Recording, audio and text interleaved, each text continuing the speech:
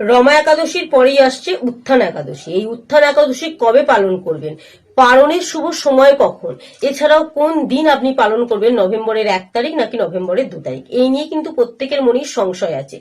চলুন আজকে আমি ভিডিওটির মাধ্যমে আলোচনা করবো এই উত্থান একাদশী শুভ তিথিতে আপনি আপনার স্নানের জলে কি মিশিয়ে স্নান করলে ভগবান বিষ্ণুদেবের আশীর্বাদ লাভ করা যায়। একটি টোটকা যদি আপনি করতে পারেন, আপনার একটি মনের ইচ্ছা কিন্তু আপনি পূরণ করতে পারবেন ভগবান বিষ্ণুদেবের আশীর্বাদে।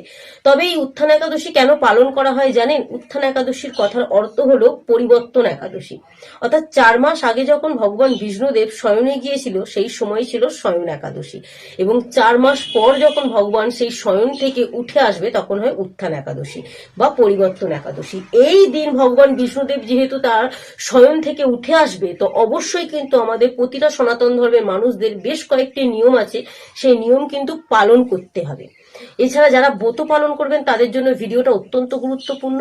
যদি ব্রত আপনি পালন নাও করেন, আপনাকে মাথায় রাখতে হবে এই শুভ তিথিতে বা উত্থান একাদশীর শুভ তিথিতে আপনি স্নানের জলে কি মিশিয়ে স্নান করবেন এবং কোন একটি সবজি আপনি ভুল করেও এই দিন খাবেন না।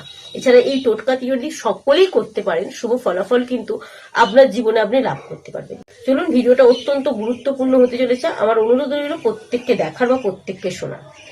নভেম্বরের 1 তারিখে না, নভেম্বরের 2 তারিখে আপনি এই উত্থান একাদশী পালন করবেন, কারণ নভেম্বরের 1 তারিখে শনিবার দিন বিকাল 4:11 এর শুভ তিথি পড়ছে এবং শেষ হচ্ছে নভেম্বরের 2 তারিখে সকাল 6:15।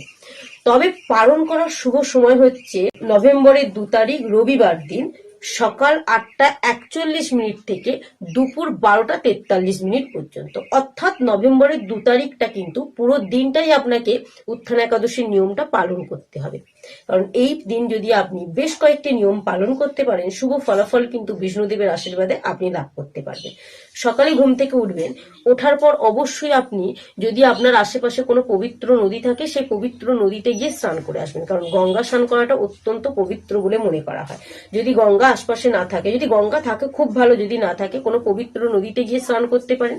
এছাড়া যদি তাও না থাকে, আপনি বাড়িতে যখন স্নান করবেন, স্নানের জলে অবশ্যই কিছুটা পরিমাণ গঙ্গা জল, তুলসী পাতা এবং কিছুটা পরিমাণ হলুদ মিশিয়ে আপনি ওম নমো ভগবতে বাসুদেবায় নমঃ মন্ত্রটি মনে মনে 3 বার জপ করবেন। করার পর কিন্তু অবশ্যই স্নানটা সেরে নেবেন। উত্থান একাদশীর শুভ তিথিতে পালনের যে সময়টা বলেছিলাম তার মধ্যে, অর্থাৎ 12:43 আগের মধ্যে আপনি যদি এই দুটি টোটকা করতে পারেন, ভগবান বিষ্ণুদেবের সাথে সাথে মা লক্ষ্মী দেবী এবং তুলসী মায়ের আশীর্বাদ কিন্তু আপনি লাভ করতে পারবেন। কি করবেন? মা তুলসী মায়ের কিন্তু খুব পছন্দের জিনিস হচ্ছে লাল রঙের ওড়না। তো এই বিষ্ণুদেবের শয়ন যখন ভাঙবে সেই শুভ তিথিতে আপনি কি করবেন? একটি বাজার থেকে লাল রঙের চুনরি অর্থাৎ ওড়না কিনে আনবেন। কিনে আনার পর কিন্তু আপনি যখন পুজো করতে বসবেন সেই শুভ তিথিতে তুলসী মাকে সেই লাল ওড়নাটা নিবেদন করুন। এতে কি হয়? মা লক্ষ্মী দেবী এবং মা তুলসী মা কিন্তু অত্যন্ত সন্তুষ্ট হন। তার সাথে আপনি যদি একটা মনের ইচ্ছা পূরণ করতে চান, বাজার থেকে হলুদ একটি সুতো কিনে আনবেন, পরিষ্কার বস্ত্র পরেই কিন্তু এই দুটো জিনিস কিনে আনতে যাবেন। আনার পর আপনি সেই সুতোটার মধ্যে 11টা গাঁট দেবেন, অর্থাৎ একটা করে যখন গাঁট দেবেন তখন কিন্তু আপনার যে মনের ইচ্ছাটা আছে সেই ইচ্ছাটা একবার বলবেন। অর্থাৎ 11 বার যখন গাঁটটা দেবেন সুতোটা, সেই 11 বার কিন্তু মনের ইচ্ছাটা বলবেন এবং তুলসী গাছে কিন্তু সেটিকে বেঁধে দেবেন। এটি করলে কি হয়? আপনার যে কোনো একটি মনের ইচ্ছা আপনি কিন্তু পূরণ করতে পারবেন ভগবান বিষ্ণুদেবের আশীর্বাদে। এছাড়াও এই দিন বেশ কয়েকটি জিনিস কিন্তু খাওয়া থেকে বিরত থাকতে হবে আমাদের সকলকে। যেমন হচ্ছে পঞ্চরবি শস্য। যারা ব্রত পালন করবে তাদের তো অবশ্যই এইটা মেনে চলা উচিত। পঞ্চরবি শস্য কিন্তু এই দিন ভুল করেও খাবেন না। যে কোনো নেশার দ্রব্য হতে পারে চা, কফি, যারা ব্রত পালন করবেন তাদের জন্য এই নিয়মটা, মানে যে কোনো নেশার দ্রব্য কিন্তু আপনারা এই দিন একটু এড়িয়ে যাবেন। পঞ্চরবি শস্য খাবেন না। যে কোনো আমিষ জাতীয় খাবার কিন্তু এই শুভ তিথিতে একদমই খাওয়া উচিত না।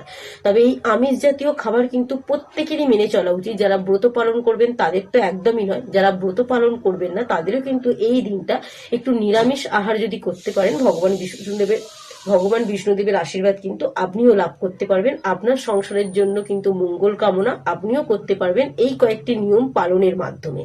উত্থান একাদশীর শুভ তিথিতে কিন্তু যে কোনো সবজি খাওয়াই নিষিদ্ধ বলে মনে করা হয় যারা ব্রত পালন করবেন তাদের জন্য, কারণ এই দিন যদি আপনারা সাবুদানা বা যে কোনো ফলমূল আহার করে থাকতে পারেন খুব ভালো ফলাফল পাওয়া যাবে। তবে যারা ব্রত পালন করবেন না তারা কিন্তু যে কোনো সবজি খাবেন ঠিকই, কিন্তু টমেটো জিনিসটি কিন্তু এই দিন ভুল করেও খাবেন না, কারণ সবজির মধ্যে টমেটো খাওয়াটা এই দিন অশুভ বলে মনে করা হয়। তো অবশ্যই কিন্তু এই নিয়মগুলো মেনে চলবেন। যারা জানে না তাদের সাথে একটু ভিডিওটা শেয়ার করে দিন, যাতে তারা জানতে পারে এবং শুভ নিয়মগুলো পালন করে সংসার এবং নিজের মঙ্গল কিন্তু সে নিজেই করতে পারে।